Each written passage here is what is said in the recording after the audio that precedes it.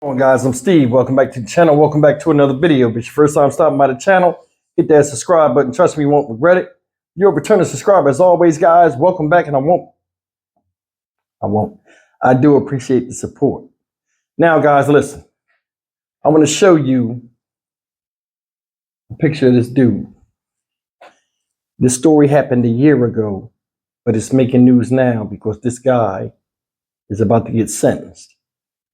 This guy up here that you see with this bandage on his head, and deservedly so, is 41-year-old Darius Jones of Louisa County, Virginia.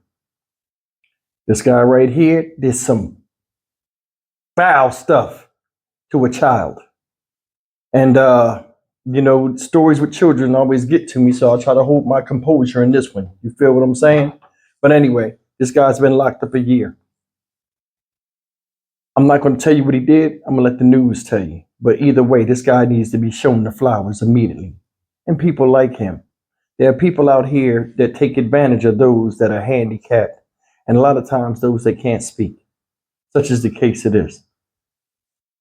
If it wasn't for the quick actions of her 9-year-old sister, this 5-year-old girl, we don't know where she'd be and what type of trauma she would suffer in addition to what she suffered already. Take a look at this, guys. We'll come back and really get on it.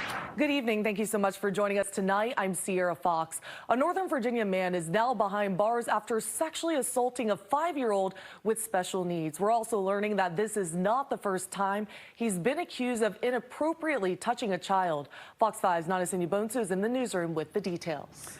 Sierra, good evening. Now, this story in the investigation coming out of Louisa County, just south of Fredericksburg, is a terrible one. Now, the assault happened last year, but the suspect was just found guilty. A 41-year-old man is going to prison for forcible sodomy and aggravated sexual battery of a 5-year-old girl with autism. Now on your screen is a picture of Darius Jones. He's from Warrenton, Virginia, but we're told he made his way to Louisa with his camper in the beginning of 2023. Officials say Jones's trailer that you see on your screen was parked not too far away from where the child lived. He was somehow able to get her into the camper where he sexually abused her. We're told the 5-year-old's older sister, who is 9 years old, walked into the assault and immediately ran to get her grandmother, who physically confronted Jones. Commonwealth's attorney Rusty McGuire says the grandmother attacked him with a box cutter to rescue her grandchild. McGuire describes Jones as a predator, saying he preys on people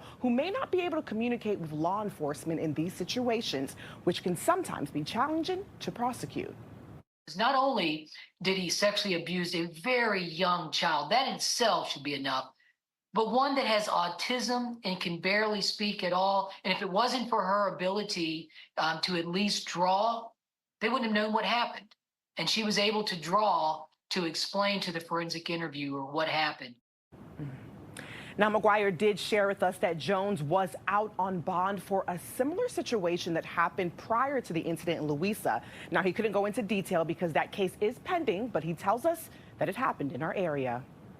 Because that's the part that broke everyone's heart, is that he was out on bond for similar charges from up in Northern Virginia when he committed this offense. Where we live here in Louisa, if you're charged with this type of offense, you do not get a bond because there's too great of a risk that you will do that again, and that's what happened in this case. All right, guys, you've seen that he didn't have no bond because of where he's at. They don't give bond to people like that to stop them from coming back out. And kudos to whoever's making the laws out there in that county. But a lot of other counties don't do that. They don't. They give people bond that touch children. That's unacceptable to me. Shouldn't be tolerated. This guy right here, like they said, was from another county. He has a camper. He rides around, some type of grifter, I guess, goes from place to place, takes his camper with him, with his truck or whatever. And he's a predator. You've seen it. The little girl could not speak. I'm sure he knew that. And that's the part that hurts. This is a grown man, 40-something years old. Yeah, you got leaning. I mean, you got itchings and all of that stuff. And you get horny just like anybody else. You out there in Virginia. Just like other places, they got call girls and all type of chicks that can do sexual favors for you, something strange for some change. You got to pick a child, easy target. That she's 5 years old. What you get out of it? What do any of them get out of that? Like, I think this right here is a mental illness. It is. Amongst other things out here that people act like they don't understand, it's a lot of different avenues of mental illness. This guy is sick. My question is, why is he still alive? He done sat in jail and taxpayers have funded him being fed an ability to watch TV and laugh and joke and get institutionalized like the rest of these people out here that do this type of stuff. Excuse me. Makes no sense.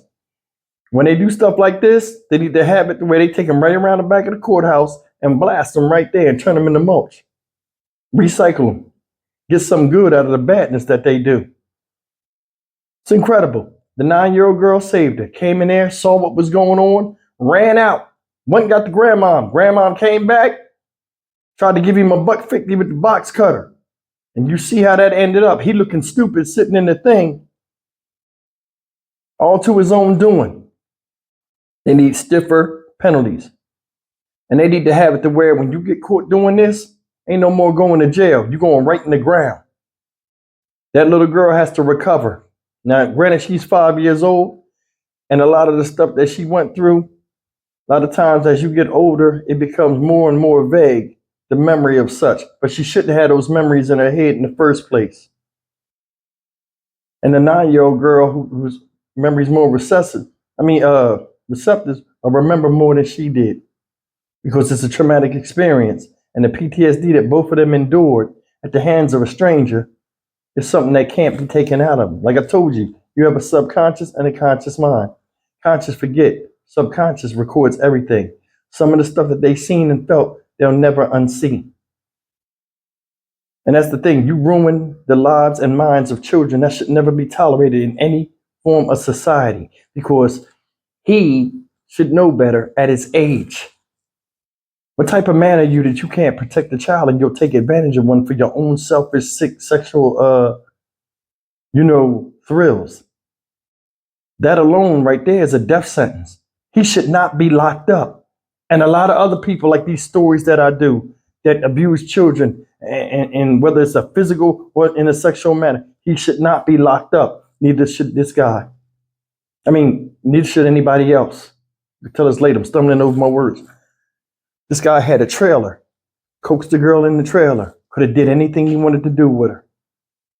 This reminds me of that McDougal character out here that killed the girl in the story I did a while ago where they found her floating in the stream. It's a sickening type of people out here. And this sickness is spreading. And the laws that are out here are not the cure. They're not even the antidote because people don't give a damn. People still want to expose themselves to the sickness of sexual assault against children, against women, against everybody. I just look at this whole situation with this guy, and they say he could face life in prison. From what we're given, I hope he does get that. Because this dude right here, by all rights, the father of that little girl, need to be locked in a room with him and have his way with him the way he had his way with that daughter. Not on a sexual level, but you know what I'm talking about. I'm Stock Market Steve for the Dynamic Reason channel. As always, like, comment, share, and subscribe. It's a long road to recovery. She already dealing with a handicap, and now this on top of that. Said she had to draw out to forensic detectives what the man did to her. Luckily, she could draw. He knew she couldn't speak, and he took full advantage of her like an animal or a predator that's preying on something that he doesn't see as human like himself. So why should we see him? What he did was cruel. His punishment should be none the crueler. I'll see you in the next video. Take care.